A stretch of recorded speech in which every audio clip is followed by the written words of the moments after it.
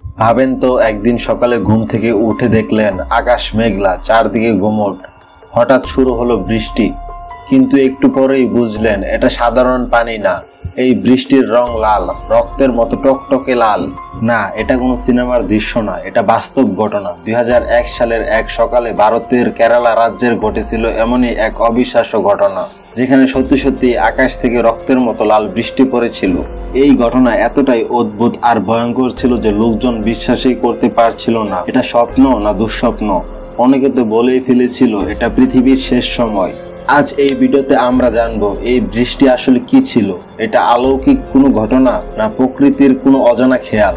চলুন রহস্যের দরজা খুলে দেখি পুরো ঘটনা, যে রহস্য আজও বিজ্ঞানীরা পুরোপুরি ব্যাখ্যা করতে পারেননি। সালটা 2001, জুলাই মাস। ভারতের দক্ষিণ দিকের একটা রাজ্য কেরালা, চারদিকে শান্ত, কিন্তু হঠাৎ করে একদিন আকাশের রং বদলে যেতে শুরু করলো। গা ছমছমে একটা বাতাস বইছে, আকাশ কালো মেঘে ছেয়ে গেছে, যেন এক ঝড় আসছে। তারপরই হঠাৎ করে শুরু হলো বৃষ্টি, কিন্তু এটা সাধারণ কোনো বৃষ্টি না। এই পানির রং ছিল টকটকে লাল, ঠিক যেন রক্ত।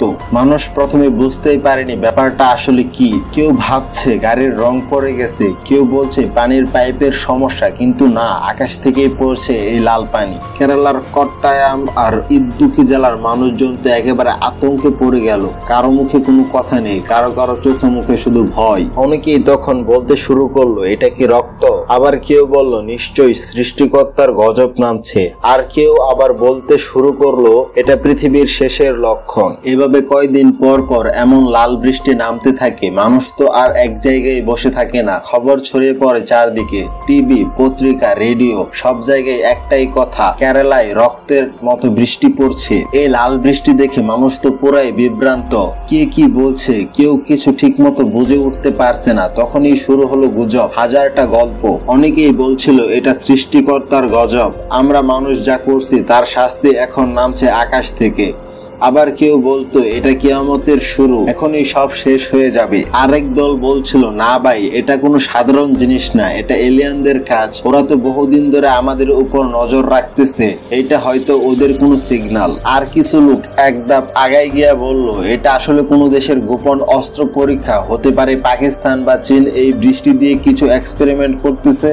অর্থাৎ কারো কাছে এটা ছিল সৃষ্টিকর্তার বার্তা, কারো কাছে এলিয়েনদের রহস্যময় খেলা, আবার কারো কাছে জুরদের আগাম বার্তা। এক একজন এক এক কথা বলছে, কিন্তু আসল সত্য কি তা কেউ জানে না। আর এভাবেই বাড়তে থাকে আতঙ্ক, আর তার সঙ্গে বাড়ে এই রক্তের সৃষ্টির রহস্য।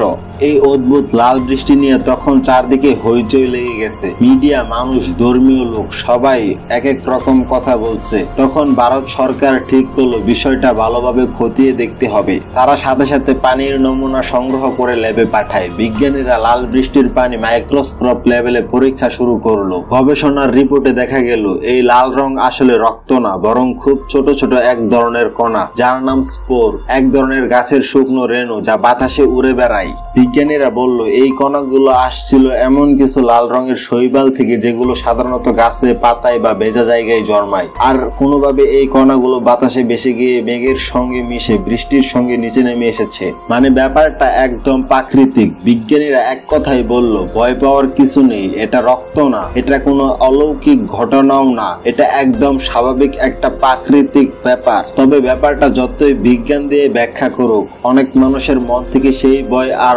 অবিশ্বাস কিন্তু তখনও যাচ্ছিল না। যদিও বিজ্ঞানীরা বলেছিলেন এটা প্রাকৃতিক ঘটনা, রক্ত না, গাছের কণা, তবুও সব মানুষ মেনে নেয়নি। কারণ এরপর কিছু গবেষণায় এমন কিছু তথ্য উঠে আসে যা শুনে সবাই আবার নতুন করে ভাবতে শুরু করে। কারণ দুইজন ভারতীয় বিজ্ঞানী, ডক্টর গডফ্রে লুই আর ডক্টর সন্তোষ কুমার বলেন, আমরা যখন এই লাল কণাগুলো পরীক্ষা করেছি তখন এর মধ্যে কোনো ডিএনএ পাইনি। তাদের মতে যদি কণাগুলোর ভেতরে কোনো ডিএনএ না থাকে তাহলে এগুলো কিভাবে পৃথিবীর কোনো জীব হতে পারে? এর মানে হতে পারে এই কণাগুলো এসেছে পৃথিবীর বাইরে থেকে।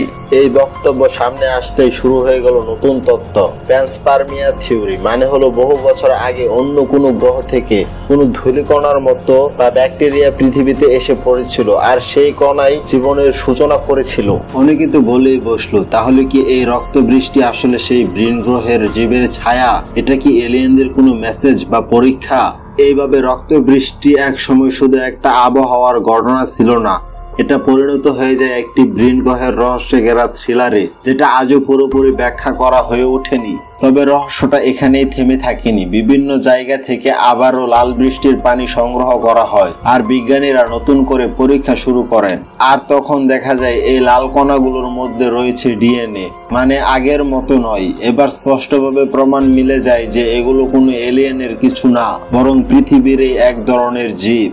বিশেষজ্ঞরা বলেন এই কণাগুলো সম্ভবত কাছাকাছি গাছপালা বা শৈবাল থেকে বাতাসে ভেসে গিয়েছিল। এই ধরনের লাল শৈবাল সাধারণত ভেজা জায়গায় জন্মায়। শুকনো মৌসুমে ওরা বাতাসে উড়ে বেড়ায় আর বর্ষাকালে বৃষ্টির পানির সাথে মিশে নিচে পড়ে। তাই শেষমেশ বিজ্ঞানীরা বলেন এটা প্রকৃতিরই একটি খেলা, ভয় পাওয়ার কিছু নেই এখানে। তবে সমস্যা হলো মানুষের মন থেকে তো আর এলিয়েন কথাটা মুছে ফেলা যায় না। একবার যখন মাথায় ঢুকে গেছে যে এটা ভিন গ্রহ থেকে আসতে পারে, তখন সেটা এরকম গল্প হয়ে যায়। আর তাই আজও কেরালার এই লাল বৃষ্টিকে ঘিরে রহস্য রয়ে গেছে। বিজ্ঞান ব্যাখ্যা দিলেও মানুষের কল্পনা এই ঘটনাকে আজও অদ্ভুত আর অলৌকিক হিসেবে দেখে। ঘটনার 2 যুগ পেরিয়ে গেছে, কিন্তু কেরালার সেই রক্ত বৃষ্টি আজও মানুষ ভুলতে পারে নাই। তখন যারা নিজের চোখে লাল বৃষ্টি দেখেছে তাদের স্মৃতিতে এটা এখনো জ্যান্ত এক দুঃস্বপ্নের মতো। অনেকে বলে বিজ্ঞানীরা যাই বলুক না কেন, ওই মুহূর্তে যেই ভয় আর গা ছমছমে ভাব ছিল সেটা কিন্তু আজও ভুলে যাওয়া যায় না। চারপাশে আতঙ্ক, মানুষ চুপচাপ, বাচ্চারা কাঁদছে, দোকানপাট বন্ধ, যেন কিছু একটা অস্বাভাবিক ঘটতে চলেছে। আবার কেউ কেউ এখনো মনে করে এইটা শুধু বৃষ্টির কণা না, এটার মধ্যে কোনো গোপন কিছু লুকানো ছিল।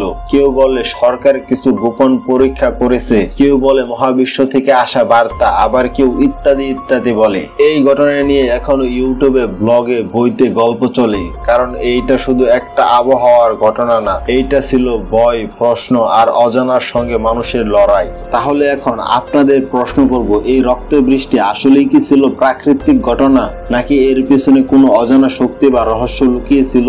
আপনারা কি বিশ্বাস করেন? বিজ্ঞানীদের ব্যাখ্যাটা কি ঠিক ছিল, না আবার এলিয়েন বা অন্য কোনো রহস্য হতে পারে?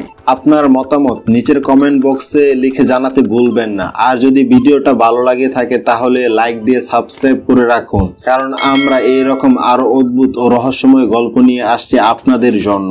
দেখা হবে নতুন কোনো ভিডিওতে। ততক্ষণ ভালো থাকুন, সুস্থ থাকুন। আল্লাহ হাফেজ।